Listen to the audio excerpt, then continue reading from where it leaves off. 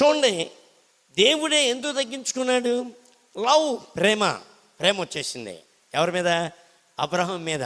మన పిల్లలు కూడా అప్పుడప్పుడు మనం ఆకలేసినప్పుడు, కొట్టినప్పుడు, మా మనవరాళ్ళు కూడా ఏం చేస్తారు, పైన కొడితే కిందకు వస్తారు, కింద కొడితే పైకి వస్తారు.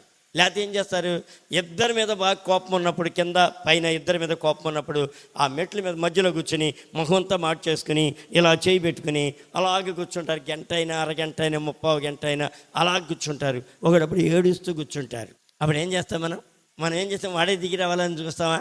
నో, గవ్వ వెళ్ళిపోయి చాలా ముద్దు వస్తారా ఆ కోపంలో. ఆ కోపం వచ్చి అలిగినప్పుడు ఎలాగ ఉంటారు?